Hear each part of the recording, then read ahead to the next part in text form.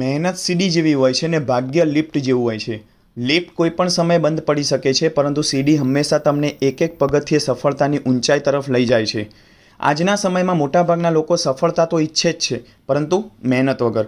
કોઈ કહે કે મારું નસીબ ખરાબ છે, કોઈ કહે કે મને તક નથી મળતી, તો કોઈ બીજા માણસની સફળતા જોઈને કહે છે કે તેનું નસીબ સારું નહોતું. પરંતુ હકીકત એ છે કે નસીબ દરેકને તક આપે છે, પરંતુ એ તકનો લાભ માત્ર મહેનતુ માણસ જ લઈ શકે છે. લિફ્ટ તમને ઝડપથી ઉપર લઈ જઈ શકે છે, પરંતુ જો વીજળી જતી રહે તો લિફ્ટ વચ્ચે જ અટકી જાય છે. જ્યારે સીડી ધીમે ધીમે ચઢાવે છે, પરંતુ ક્યારેય દગો આપતી નથી. જીવનમાં પણ મહેનત એવી જ સીડી છે. આજે કરેલો એક નાનો પ્રયત્ન કાલે તમારી મોટી સફળતાનું કારણ બની શકે છે. યાદ રાખજો, ભાગ્ય તમારું ભવિષ્ય લખી શકે કે નહીં એ ખબર નથી, પરંતુ તમારી મહેનત ચોક્કસ તમારું ભવિષ્ય બદલી શકે છે. તમને એક બાળકનું ઉદાહરણ આપું. એક નાનકડું બાળક પહેલીવાર ચાલવાનો પ્રયત્ન કરે છે. તે એક પગલું ભરે છે અને તરત જ પડી જાય છે. તેની મમ્મી તેને ફરી ઊભું કરે છે, તે ફરી ચાલે છે, ફરી પડે છે. આવું ઘણા દિવસો સુધી ચાલે છે. જો એ બાળક દરેક વખતે પડીને નક્કી કરી લે કે હવે હું નહીં ચાલું, તો તે આખી જિંદગી ઘૂંટણીએ જ ચાલતું રહે. પરંતુ તે હાર માનતું નથી, રોજ થોડો પ્રયત્ન કરે છે, ધીમે ધીમે સંતુલન શીખે છે, પછી ચાલે છે, દોડે છે અને એક દિવસ પોતાના સપના પાછળ દોડવા લાગે છે. જીવનમાં પણ આવું જ છે. સફળતા એક જ પ્રયત્નમાં નથી મળતી. રોજની નાની નાની મહેનત જ માણસને મોટી ઊંચાઈ સુધી પહોંચાડે છે. એક વિદ્યાર્થીનું ઉદાહરણ આપું. એક જ ક્લાસમાં અભ્યાસ કરતા બે મિત્રો હતા. બંનેનું સપનું હતું કે બોર્ડની પરીક્ષામાં પ્રથમ આવવું. પહેલો વિદ્યાર્થી દરરોજ સમયસર અભ્યાસ કરતો, શિક્ષક જે ભણાવે તે જ દિવસે ઘરે જઈને ફરી વાંચતો, મોબાઈલ અને ટીવી માટે સમય મર્યાદિત રાખતો. જ્યારે બીજો વિદ્યાર્થી કહેતો કે હજુ તો ઘણો સમય છે, છેલ્લા મહિને બધું વાંચી લઈશ. આમ કરતાં પરીક્ષા આવી ગઈ. પહેલો વિદ્યાર્થી આત્મવિશ્વાસ સાથે પેપર લખતો રહ્યો, જ્યારે બીજો વિદ્યાર્થી પ્રશ્નો જોઈને ગભરાઈ ગયો. પરિણામ આવ્યું. પહેલો વિદ્યાર્થી પ્રથમ આવ્યો, બીજો વિદ્યાર્થી નિષ્ફળ રહ્યો. તે દિવસે તેને સમજાયું કે નસીબ પરીક્ષા પાસ કરાવતું નથી, મહેનત કરાવે છે. એક યુવાન સરકારી નોકરીનું સપનું જોતો હતો. તેના મિત્રો રોજ ફરવા જતા, પાર્ટી કરતા અને કહેતા કે આટલી મહેનત શા માટે? પરંતુ તે યુવાન દરરોજ સવારે 5 વાગે ઉઠીને અભ્યાસ કરતો. 2 વર્ષ સુધી તેને સફળતા મળી નહીં. ગામના લોકો પણ કહેવા લાગ્યા કે આના નસીબમાં નોકરી નથી, પણ તેને હાર માની નહીં. 3જા વર્ષે પરીક્ષાનું પરિણામ આવ્યું અને તેનું સરકારી નોકરીમાં સિલેક્શન થઈ ગયું. જે લોકો તેની મજાક ઉડાડતા હતા, એ જ લોકો હવે તેને અભિનંદન આપવા લાગ્યા. દુનિયા પરિણામને સલામ કરે છે, મહેનતને નહીં. એટલે લોકો શું કહે છે એ નહીં, પરંતુ તમારું લક્ષ્ય શું છે એ મહત્વનું છે.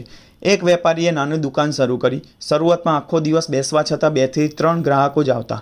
ઘણા લોકોએ કહ્યું કે આ ધંધો નહીં ચાલે, પણ તેને હાર માની નહીં. દરેક ગ્રાહક સાથે પ્રેમથી વાત કરી, ગુણવત્તામાં ક્યારેય સમાધાન ન કર્યું, નફો ઓછો રાખ્યો, પણ વિશ્વાસ કમાવ્યો.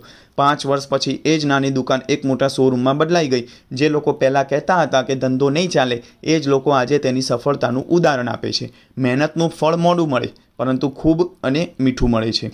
એક ખેડૂત દર વર્ષે વરસાદ પહેલાં ખેતર તૈયાર કરે છે, સારી જાતનું બીજ લાવે છે, સમયસર વાવણી કરે છે, પાકને પાણી આપે છે, ખાતર નાખે છે અને દિવસ રાત ખેતરમાં મહેનત કરે છે. તેના પાડોશી ખેડૂતને વિશ્વાસ હતો કે જો નસીબ હશે તો પાક આવી જ જશે. તેણે સમયસર વાવણી પણ કરી નહીં.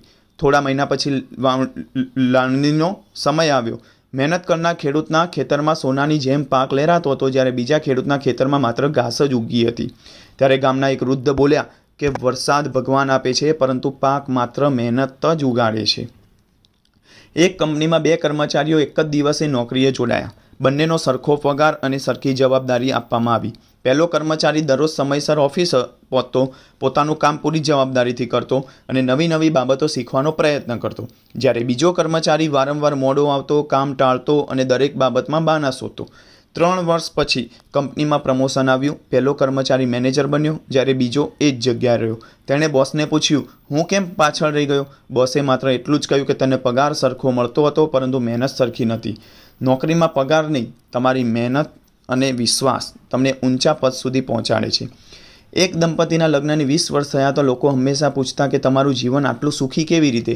પતિ હસીને બોલ્યા, આ સુખ નસીબથી નથી મળ્યું. દરરોજ એકબીજાને સમજવાની, માફ કરવાની ને માન આપવાથી, આ મહેનતથી મળ્યું છે. બીજા એક દંપતીને લાગ્યું કે લગ્ન થયા એટલે બધું આપોઆપ સારું ચાલશે. થોડા વર્ષોમાં નાની નાની વાતોમાં ઝઘડામાં બદલાઈ ગઈ. સંબંધોમાં પણ સીડી જેવા જ છે. દરરોજ એક પગથિયું ચડવું પડે. લિફ્ટની જેમ એક જ દિવસે મજબૂત સંબંધ બનતા નથી. 2 મિત્રો બાળપણથી સાથે હતા. એક મિત્ર મુશ્કેલીમાં હતો, બીજાએ પોતાની નોકરીમાંથી સમય કાઢીને તેની મદદ કરી. હોસ્પિટલમાં તેની સાથે રહ્યો અને દરેક મુશ્કેલીમાં સાથ આપ્યો. થોડા વર્ષો પછી મદદ કરનાર મિત્ર મુશ્કેલીમાં આવ્યો. સામેનો મિત્ર પણ કોઈ સ્વાર્થ વગર તેની બાજુમાં ઊભા રહ્યો. ગામના એક વડીલે કહ્યું કે મિત્રતા શબ્દોથી નહીં, મુશ્કેલીના સમયમાં કરેલી મહેનતથી ટકે છે. એક યુવાનને દર મહિને સારો પગાર મળતો હતો, પરંતુ જે કમાતો હતો તે બધું ખર્ચી નાખતો હતો. તેનો મિત્ર સામાન્ય પગાર હોવા છતાં દર મહિને થોડા પૈસા બચાવતો અને યોગ્ય જગ્યાએ રોકાણ કરતો. 10 વર્ષ પછી પહેલો યુવાન હજુ પણ પગારની રાહ જોતો હતો, જ્યારે બીજાએ પોતાનું ઘર ખરીદી લીધું. સંપત્તિ એક દિવસમાં નથી બનતી. નાની નાની બચત અને સતત શિસ્ત જીવન બદલાવી શકે છે. એક ક્રિકેટરનું સપનું ભારત માટે રમવાનું હતું. બીજા બાળકો રજાઓમાં આરામ કરતા ત્યારે તે સવારે 4 વાગે મેદાનમાં પહોંચી જતો. વરસાદ હોય કે તડકો, તેણે પ્રેક્ટિસ ક્યારેય બંધ કરી નહીં. વર્ષો પછી જ્યારે તે ભારતીય ટીમમાં પસંદ થયો ત્યારે લોકોએ કહ્યું કે કેટલું સારું નસીબ છે, પરંતુ કોઈએ સવારે 4 વાગ્યાની તેની વર્ષોની મહેનત જોઈ નહીં. સફળતા મેદાનમાં નહીં, મહેનતના દરેક દિવસ તે જન્મે છે. આજની દુનિયામાં દરેક વ્યક્તિ સફળતાનો ફોટો જોવે છે, પરંતુ તેની પાછળના સંઘર્ષના વર્ષો કોઈ જોતું નથી. જ્યારે કોઈ સફળ માણસ સ્ટેજ પર એવોર્ડ લેતો હોય છે ત્યારે લોકો માત્ર 5 મિનિટની તેની સફળતા જુએ છે, પરંતુ તે 5 મિનિટ પાછળ કદાચ 10 વર્ષનો પરસેવો, નિષ્ફળતા, અપમાન અને સતત મહેનત છુપાયેલી હોય છે. ક્યારેય ભગવાનને એવું ન કહો કે મને સરળ જીવન આપો.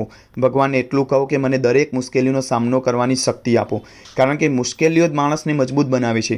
યાદ રાખજો, લિફ્ટ તમને ઝડપથી ઉપર લઈ જઈ શકે છે, પરંતુ સીડી તમને મજબૂત પણ બનાવે છે. આજે તમે જે પરસેવો વહાવો છો એ જ આવતીકાલે તમારી સફળતાની સૌથી મોટી ઓળખ બનશે. જેઓ મહેનત પર વિશ્વાસ રાખે છે તેઓને ભાગ્યનો ડર ક્યારેય લાગતો નથી. વિશ્વ પ્રસિદ્ધ વૈજ્ઞાનિક થોમસ આલ્વા એડિસન જ્યારે ઇલેક્ટ્રિક બલ્બ બનાવવાના પ્રયત્નો કરી રહ્યા હતા ત્યારે તેઓ 1-2 વખત નહીં, પરંતુ હજારોથી વધુ વખત નિષ્ફળ ગયા હતા. લોકો તેમની મજાક ઉડાડતા હતા. એક પત્રકારે પૂછ્યું કે તમને હજારો વખત નિષ્ફળતા મળી, તમને એવું નથી લાગતું કે તમારો સમય બગડ્યો? એડિસન હસીને બોલ્યા, હું હજારો વખત નિષ્ફળ થયો નથી, મેં હજારો એવા રસ્તા શોધ્યા જે કામ કરતા નથી. તેમણે મહેનત છોડી નહીં. એક દિવસ તેમની શોધ સફળ થઈ અને આજે આખી દુનિયા પ્રકાશનો લાભ લઈ રહી છે. જો એડિસન ભાગ્યની રાહ જોતા બેઠા હોત તો કદાચ દુનિયા હજુ વર્ષો સુધી અંધારામાં રહી હોત. મહેનત કરનાર વ્યક્તિ માટે નિષ્ફળતા અંત નથી, પરંતુ સફળતા તરફ લઈ જતું એક પગથિયું છે. એટલે આના ઉપરથી આપણને ખબર પડે કે જીવનમાં 2 વસ્તુઓ ક્યારેય છોડવી નહીં. એક ભગવાન પરનો વિશ્વાસ અને બીજું પોતાની મહેનત. કારણ કે ભગવાન તક આપે છે, પણ તે તકને સફળતામાં બદલવાનું કામ તમારી મહેનત જ કરે છે. યાદ રાખજો, લિફ્ટ તમને ઝડપથી ઉપર લઈ જઈ શકે છે, પરંતુ સીડી તમને એટલા મજબૂત બનાવે છે કે પછી તમને કોઈ નીચે પાડી શકતું નથી.